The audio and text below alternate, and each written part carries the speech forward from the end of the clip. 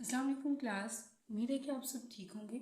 Last video में हमने exercise 1.3 के रिमेनिंग कुछ पार्ट्स किए थे, क्वेश्चन नंबर 4 और 5। आज हमारे जो काम है वो एक्सरसाइज 1.3 के 6, 7 और 8 पार्ट। तो बगैर किसी देर के हम इनको स्टार्ट करते हैं। पहले क्वेश्चन पढ़ लेते हैं। If A is equal to this matrix and B is equal to this, then find 3A minus 2B। Question लिख लेते हैं फटाफट से।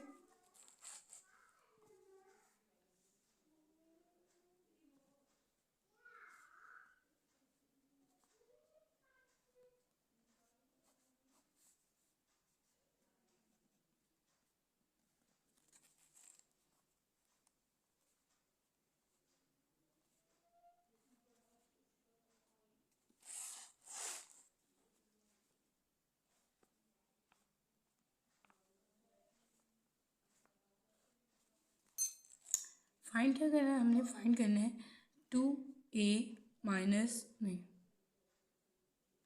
हमने गलत कर लिया, खैर हम अब दूसरा पार्ट कर लेते हैं। 2A ट्रांसपोज माइनस 3B का ट्रांसपोज।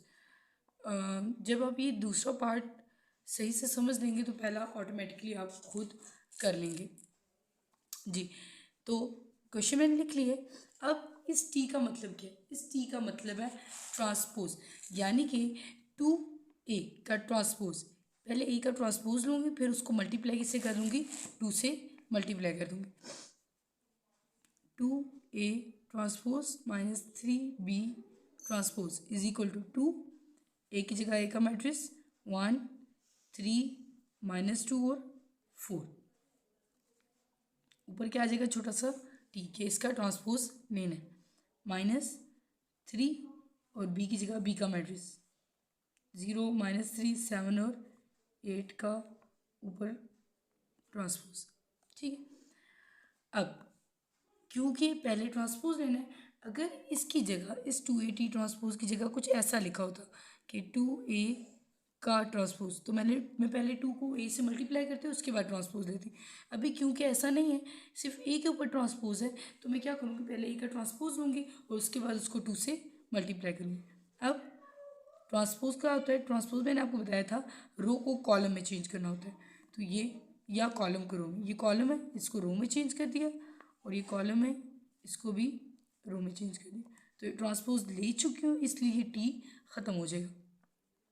अब इसकी बारी 0 माइनस 3 7 और 8। अब देखिए, अब क्या करूँगी? 2 को अंदर मल्टीप्लाई करूँगी। 2 1 ज़र 2, 2 2 ज़र माइनस 4, 2 3 ज़र 6, 2 2 ज़र 4, माइनस 3 0 ज़र, माइनस को बाहर रहने दूँगी और 3 को अंदर मल्टीप्लाई कर दूँगी। 3 0 0, 3 3 ज़र माइनस 9, 3 7 ज़र 21, 3 8 ज़र 24 जी। तो मैंने 2A ट्रांसपोज भी निकाल लिए और 3B ट्रांसपोज भी निकाल लिया। अब क्या करना है? दोनों को माइनस करना है। 2 minus 0 6 minus minus 9 minus 4 minus 21 4 minus 24, 2 में से 0 गए 2, माइनस माइनस प्लस 6 प्लस 9 क्या आ जाएगा? 15, माइनस माइनस प्लस 21 प्लस 4 25, क्योंकि बड़ी रकम सब माइनस का साइन है तो यहाँ पे क्या आ जाएगा? माइनस, और plus minus minus 24 minus 4 minus 20। अच्छा जी, अगर मैं इसका आपको थोड़ा सा रफ वर्क बता दूँ, इस वाले का, ये वाला, तो 6 मैंने एक स्टेप इसमें से मिस किया क्योंकि बहुत लंबा जाता। माइनस माइनस क्या होता है? प्लस 9, तो अब 6 में जब प्लस करूँगी 9 तो ये 15 आ जाएगा, और ये आपका पहला क्वेश्चन डन है। ऐसे ही इसका जो सॉरी मैंने सेकंड पार्ट करवाया है, तो जो ये फर्स्ट पार्ट है ये एज इट इज़ है, सिर्फ क्या इसमें ट्रांसपोज नहीं है, ये आपकी एक चीज़ कम हो चुकी है। जल्दी से अब हम नेक्स्ट क्वेश्चन पर मूव करेंगे। तो क्लास मैंने आपके सामने क्वेश्चन लिख भी लिया और अब हम एक मतलब इसको रीड आउट भी कर लेते हैं।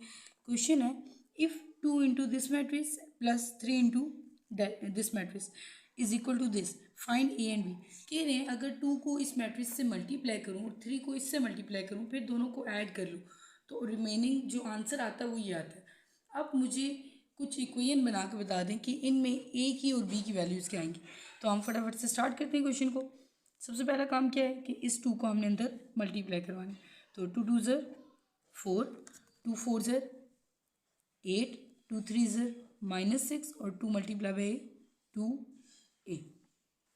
ओके, नेक्स्ट 3 को मल्टीप्लाई करूँगी। 3 1 ज़र 3, 3 8 ज़र 24, 3b 3 मल्टीप्लाई बी 3b और 3 मल्टीप्लाई 4 -12 इज इक्वल टू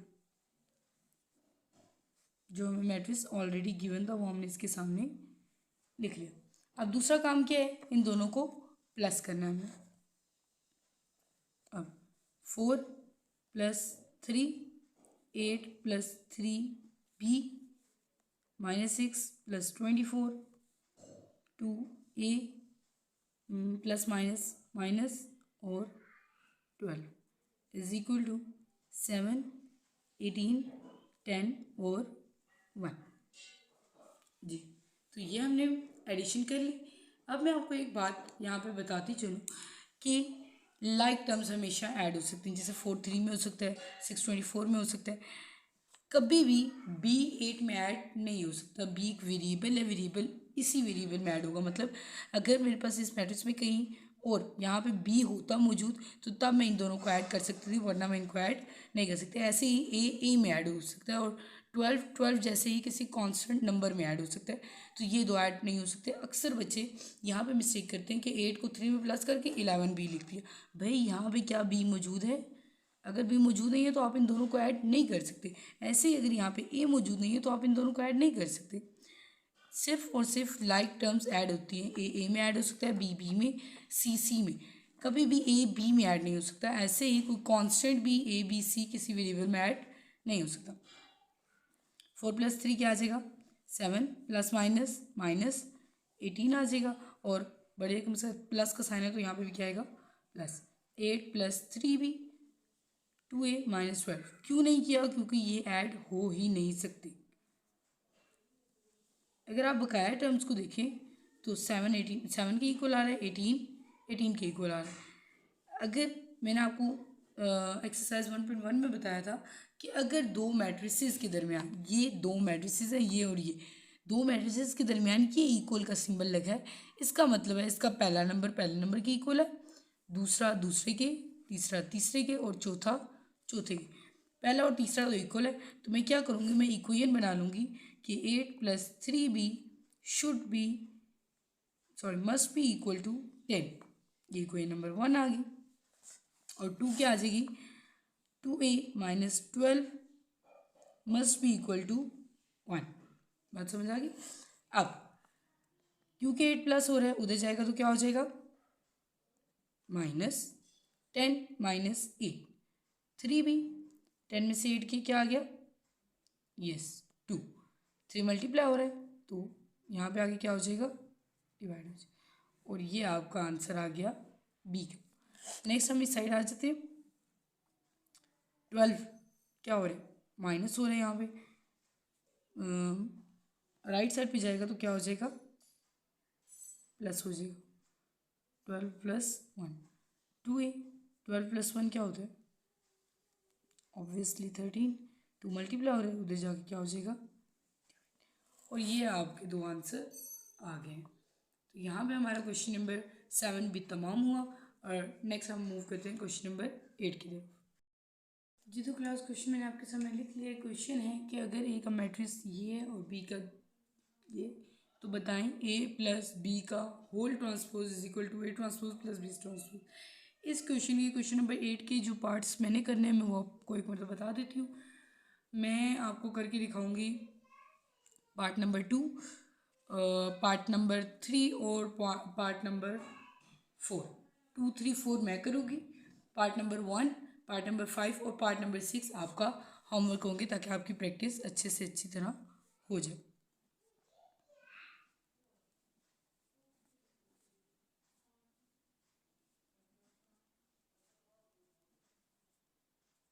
ठीक है जी, क्वेश्चन हमने लिख लिया है। अब देखें अगर आप और करें पिछले क्वेश्चन की निस्बत a + b बाहर ब्रैकेट के बाहर लिखा हुआ है ट्रांसपोज, मतलब पहले ए को बी में प्लस करना है, उसके बाद उसका क्या लेना है, ट्रांसपोज लेना है। तो फटाफट से हम अपनी लेफ्ट हैंड साइड का आगाज़ कर देते हैं। ए प्लस बी का whole transpose. First of all A matrix 1 0 2 और 1, फिर प्लस बी मैट्रिक्स। क्या है बी मैट्रिक्स? 1 2 1 और 0। ब्रैकेट के बाहर क्या लगा दूंगी? ट्रांसपोज। ठीक है, ये राउंड ब्रैकेट मैंने इसके ऊपर डाल दी। अब नेक्स्ट स्टेप ऐड करना है। 1 + 1 2, 2 + 1, ओ सॉरी मैंने क्वेश्चन नंबर 2 करना था पर मैंने 1 कर लिया। 2 + 1 3, 0 + 2 2, 1 + 0 1।